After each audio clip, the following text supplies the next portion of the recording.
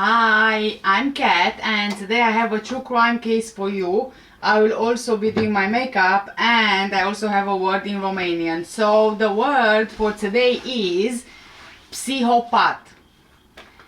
Psychopath. Psychopath. Well done guys, you just said psychopath. So before we get started, just a quick trigger warning.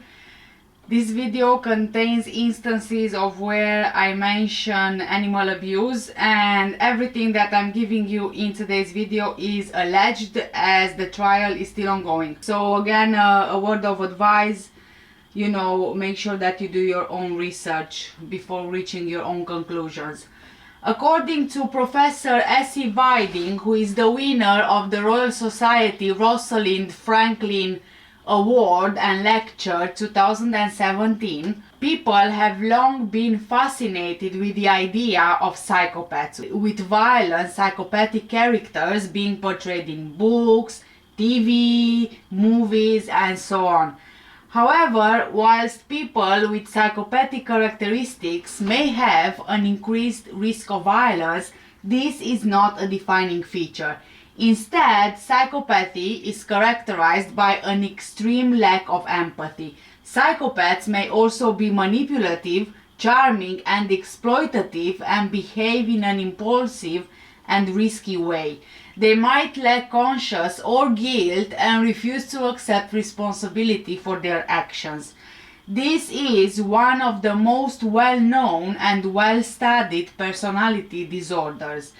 But is there a biological reason for it? And if there is, can it be cured? Research suggests that the areas of the brain involved in emotion processing, empathizing, and decision making, for example the amygdala, insula, and ventromedial prefrontal cortex, show reduced activity in people with psychopathic traits when they see other people in distress or they try to learn consequences of their actions.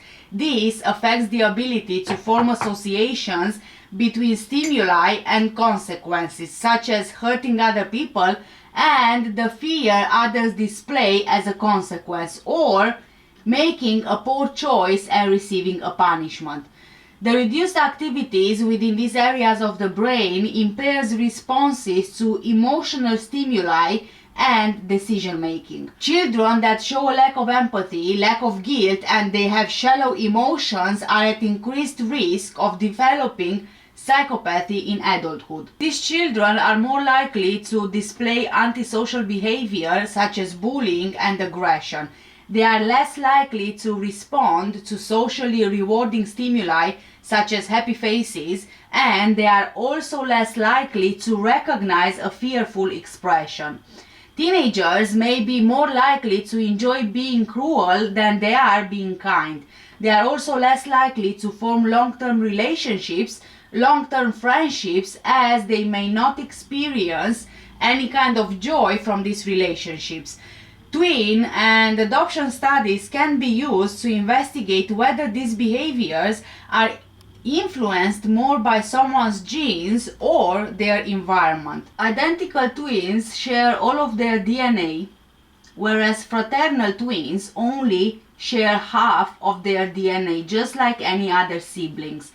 If a characteristic is more likely to be shared by identical twins than fraternal twins, this suggests that genetic influences are important in explaining individual difference on that characteristic. Adoption studies are also useful as the child shares no DNA with their adoptive parents, but their adoptive parents are the ones who are providing the environment. This enables researchers to study the impact of parental input on behavior. Studies have suggested that callous, unemotional traits in childhood have a genetic basis, and antisocial behavior coupled with callous, unemotional traits is more influenced by genes than antisocial behavior alone.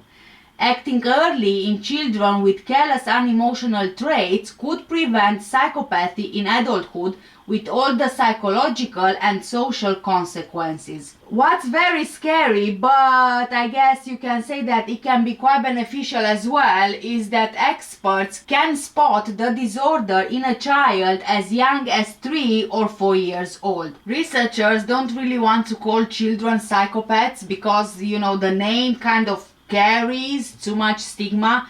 They prefer to describe children as having careless and unemotional traits, a cluster of characteristics and behaviors, including, like I mentioned, the lack of empathy, remorse or guilt, shallow emotions, aggression, and even cruelty, and an indifference to punishment. These children have no problem hurting others to get what they want. If they do seem caring or empathetic, they are just probably trying to manipulate you. Researchers believe that almost 1% of children exhibit these traits, about as many as have autism or bipolar disorder.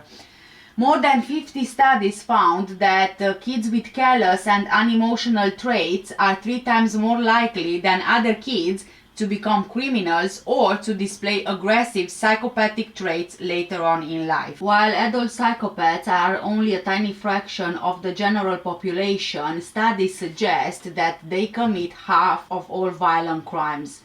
Researchers believe that 2 paths can lead to psychopathy, one dominated by nature and the other dominated by nurture. For some children, their environment, growing up in poverty, living with abusive parents, fending for themselves in dangerous neighborhoods, can turn them violent and cold-hearted.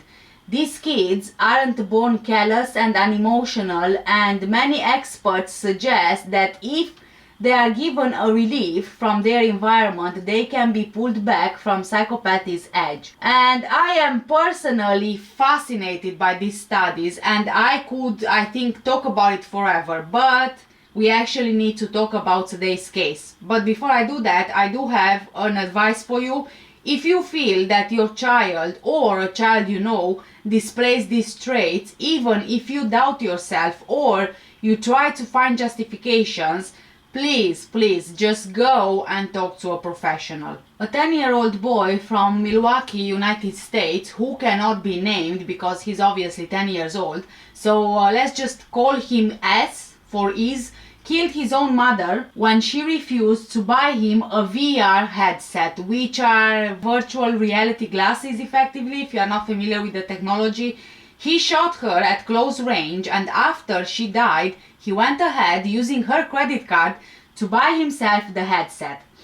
Kiana M. Mann, who was born on 5th of March 1978 from Milwaukee, Wisconsin, was a 44-year-old mother of 4 children. A 26-year-old girl called Brianna Moore, TJ, Brandon, and Noah.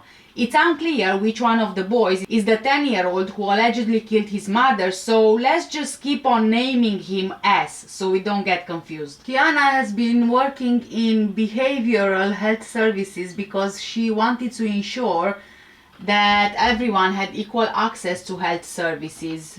She had a spirit of giving and a love for God that shined really brightly. She was compassionate, loving, and kind, and if you ever needed a friend with a listening ear or an advice on how to cook or just some laughs, she would be just one call away, ready to be there for you. Kiana's mother, Lyrita Mann, said that as the 10-year-old suffers from severe psychiatric illness. He hears imaginary voices telling him to do bad things, and he also has trouble sleeping. It seems that he hears 5 imaginary people, including 2 girls, an older woman, and 2 mean men. The 2 girls are allegedly telling him to do things. The boy says that the thoughts and voices start generating, with the voices being the loudest, in the early morning at 5 or 6, sometimes even 4 in the morning. S is struggling to understand emotions and reactions, and he exhibited concerning behavior for years, including when he was 4 years old, swinging the family puppy by the tail, despite the animal's cries of pain. The family told police that in June 2022, S filled the balloon with a flammable liquid and set the balloon on fire, causing an explosion that burned furniture and the carpet. When asked why he did it, he said that the two sisters told him to do it. S, according to his grandmother, got a concussion in 2020, which only made him worse. His mental health has been spiraling and he often doesn't pick up on people's emotions and reactions. He doesn't pick up on a lot of things. He is intelligent when he speaks, but he doesn't quite understand a lot of things, and he would cry a lot, especially when he wouldn't get his way. Kiana had been taking her son to a therapist and she was actually getting daily reports from his school, but no matter how many people were helping her, she struggled to stabilize him. Everyone in their family tried helping her with him, everybody who knows her, including people at church. They all knew that S had a mental illness. Kiana had been taking her son to a therapist who gave him a concerning diagnosis, according to his grandmother. Now, I don't know what the diagnosis was, but I can only assume it was dangerous, judging by his behavior and all of these extra security measures. For the family safety, Kiana actually installed CCTV cameras around the house.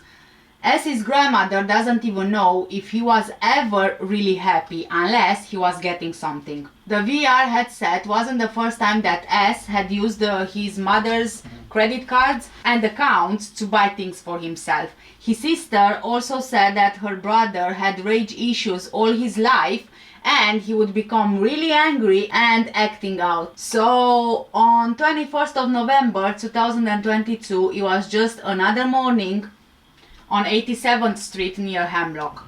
Between 6 and 7 a.m., S started acting out in the worst possible way. S shot his mom, Kiana, in the face when she allegedly walked in front of him while he was aiming the gun at the wall, trying to scare her. He just wanted, allegedly, his mom to buy him an Oculus VR headset for $500, but his mom refused. After the shooting, he placed the gun in the closet and told his older sister, Brianna, that their mother was dead. That's when Brianna called 911. After S was taken into police custody, he told officers that the shooting was an accident. He told them that he was twirling the gun around his finger when the gun went off in the laundry room where his mother was. S was then allowed to stay with family, and an initial release from the police said that the shooting was caused by a child playing with a gun.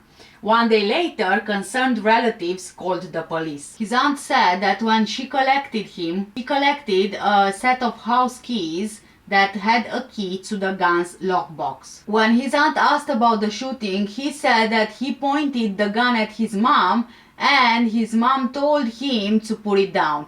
He allegedly admitted to aiming the weapon at his mother on purpose. According to the police report, he admitted that his mother wouldn't allow him to have something from Amazon that he wanted to have. He also admitted getting the keys to his mother's gun safe the night before. Both his aunt, Sharonda Reed, and Brianna, his sister, said that S never cried or showed any remorse, and he also physically attacked his 7-year-old cousin the same day. S later said in a second police interview that he intentionally aimed at his mother before he shot her. He admitted to standing in a shooting stance and aiming at his mother. He said he tried shooting a wall to scare her when she walked in front of him, and then he shot her. Kiana was shot from 3 feet away, which was clear from the way that her face looked, indicating that the gun was fired at close range. S told police that he got the gun from the lockbox that morning. He took the key off his mom's key set because she woke him up early at 6 a.m. instead of 6:30 a.m. and because she wouldn't let him buy the headset on Amazon. When asked why he did it, he allegedly said, Quote, two sisters told him to do it, referring to the two imaginary girls. Remember how I told you that Kiana installed CCTV cameras in the house? Well, as it turns out, the cameras have been unplugged during the shooting and is unclear who disabled the cameras. But if S indeed was the one who disabled the cameras, I think, in my opinion, it shows some kind of premeditation and planning to cover himself. S had apologized to his grandma for killing his mom, but she claimed that this was said in an unremorseful tone. The day after Kiana's death, S went on her Amazon account and bought the Oculus VR headset before later asking his grandmother where his package was. S has since been arrested and charged with first-degree reckless homicide and is being held in a juvenile facility on a $50,000 bail.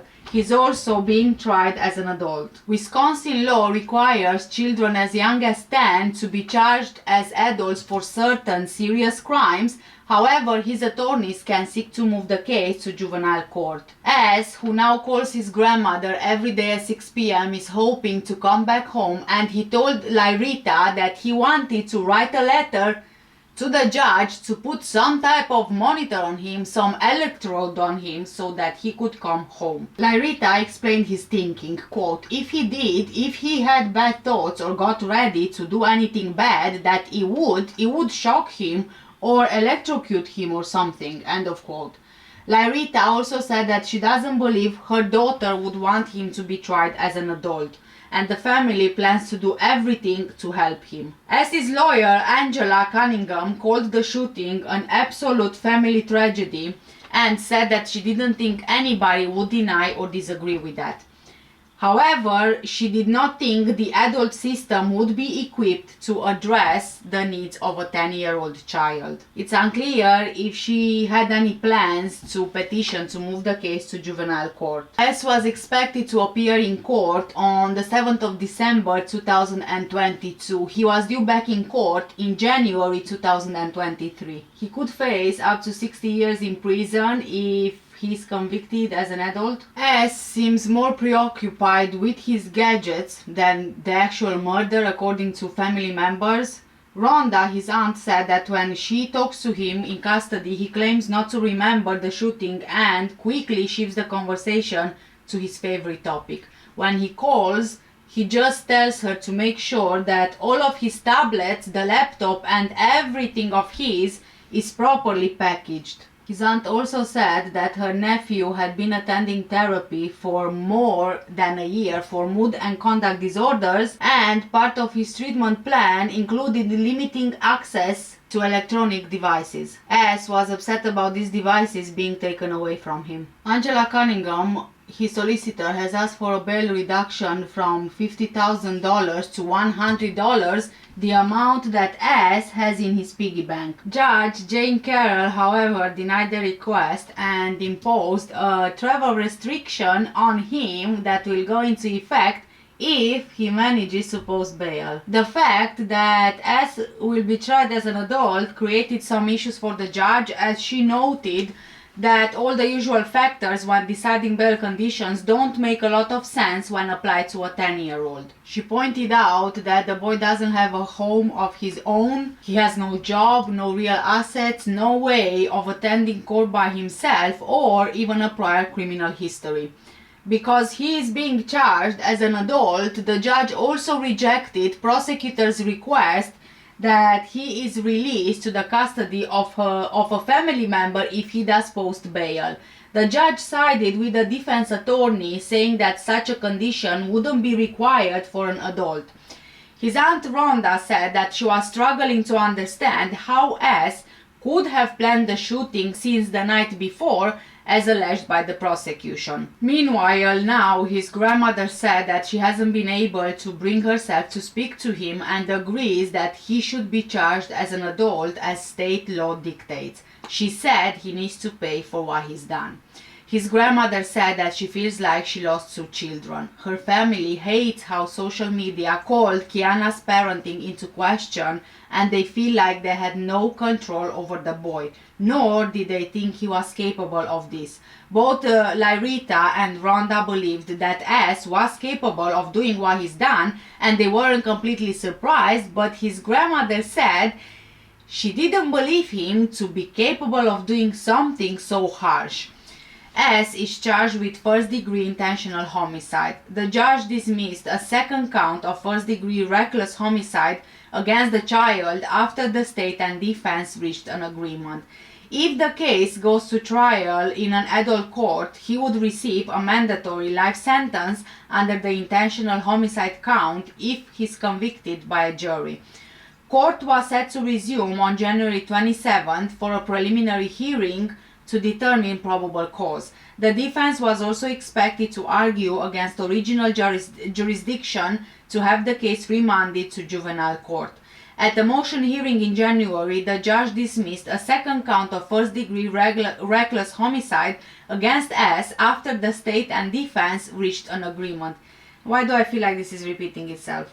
If the case goes to trial in adult court, S would receive a mandatory life sentence under the intentional homicide count if convicted by a jury. The boy's defense attorney requested S to undergo a competency evaluation with a doctor, saying there are indications he may not understand what's going on, and so he's unable to assist in his defense. Milwaukee County Circuit Judge Jane Carroll agreed to that, as did the prosecutor in the case, Paul Dedinsky.